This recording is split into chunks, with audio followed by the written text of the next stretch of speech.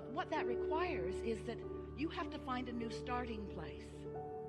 We were watching Esther the other day. She was having an experience with someone that she really cares a lot about, who was having response to her. They were having a sort of responses with each other that was not pleasing either one of them. And no matter how hard Esther tried to find the right words, she could not find the right words, partly because she was not purely in the receptive mode, and absolutely because the person she was talking to was not in the receiving mode. And so Esther found herself in one of those, you fell into, feudal situations where it doesn't matter what you say or what you do, it's just going to be what it is. You're just not going to have any movement on this at all. And so then, once the conversation ended, now Esther is still trying to think about it, but still getting no movement about it. No movement. In a sort of rut. You ever find yourself in a rut? So something's gone wrong. You don't want it to be wrong. You try to pivot. Abraham said, pivot. Pivot. When you know what you don't want, think about what you do want. But there's something so tangled in your vibration right now about what you don't want that even when you try to think about what you do want, it's in defiance of what you don't want. In other words, it's all tangled in there together. You just can't get there from there. So Esther got out, Ask and it is given. Her favorite book. 22 processes in the back of it. 22 processes of what to do when different things happen. So she did a little of this and a little of that and a little of that, a little of this, a little of this, and she got feeling a little better. But not good enough that that thought left her mind altogether. So all day long, she stayed in a sort of rut that she had created. This is what I've got, but this is what I want, and this is what I've got, but this is what I want, and this is what I don't want, and this is what I do want, and this is what I don't want, and this is what I do want, and this is where I am, and this is not where I want to be, and this is where I want to be, but this isn't where I am, and this is where I am, and I don't want to be here. I want to be over there, but I'm not over there. I'm over here, not over there. I'm over here, not over there. I'm over here, not over there. It was exhausting.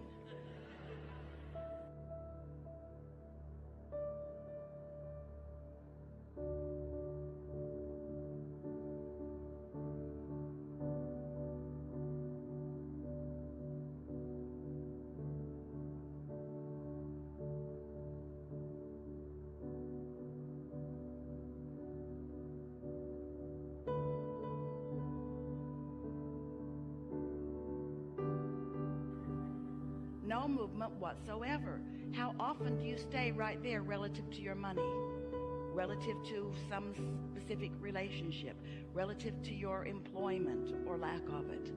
It's so easy to think you're doing the work, to mean to be doing the work, to want to do the work, to want to feel better, and then worse, and then better, and then worse, and then better, and then worse.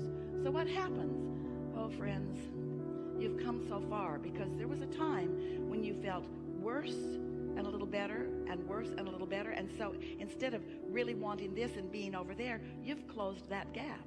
In many cases you do feel so much better, but you are powerful creators, and just feeling sort of kind of better every now and again isn't the answer to the deliberate creation that you are about. You are often in a sort of vibrational rut where you have brought yourself to a place of feeling better, and then next time you turn the corner, something else happens and you start that reactive process all over again. And then you come to us and you say, Abraham, I'm really getting this. I'm getting so much better at this. I'm better in this than I've ever been, but those people at work are so negative. If I could just rid myself of all of the other inhabitants of the planet, I could just enjoy it by myself so much. So we wipe everybody else off the planet. 3 days later, you're complaining about loneliness. We know you. We know you. Where am I going to eat?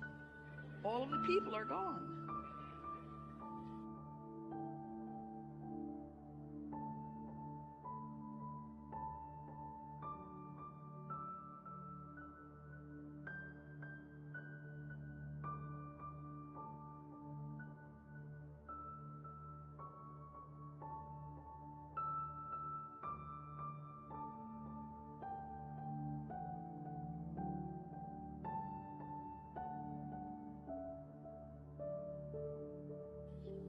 So, we've enjoyed this interaction immensely.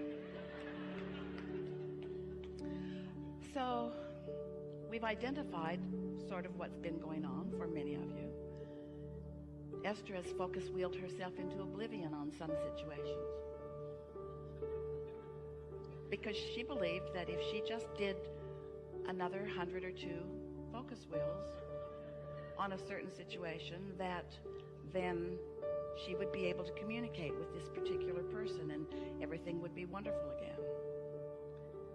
And then we began saying to Esther, you know, sometimes law of attraction causes you to go this way. In other words, it's not your job. We are not having these conversations with you so that you can control, not through your action and not through your strength and not through your prowess, but through your vibrational alignment. We are not giving you any of what we know about these laws of the universe to help you be powerful in controlling anyone or anything. What we are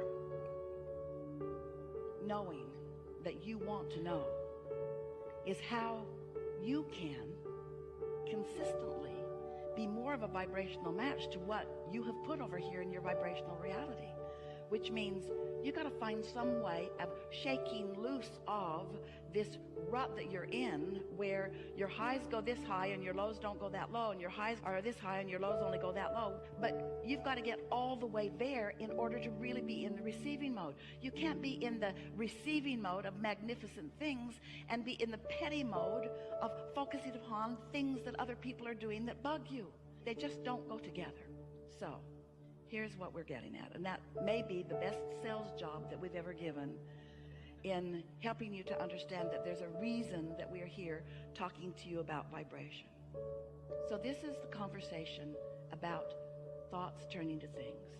This is the conversation about you being so practiced in a thought that that thought becomes a pure expectation, an absolute belief, a belief that holds no doubt, a belief that doesn't contradict itself, not a hope, not a yearning, not even so much a belief, but a knowing, an unequivocal decision made by you, practiced by you, known by you, exuded by you, and the cooperative components of the universe assisting you in being the receiver of the ongoing, evolving, evolutionary receiver of the satisfaction,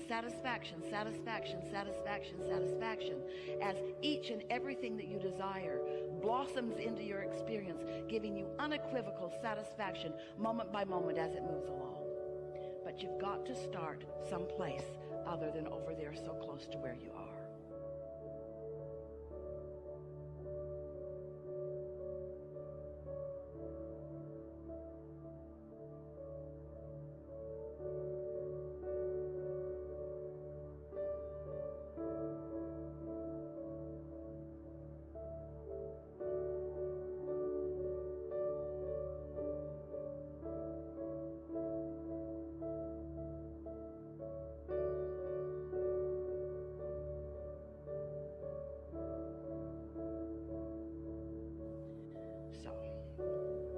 When you sit with the intention of what many call meditating, we'd like to offer a different label to it because there's resistance even in the idea of that.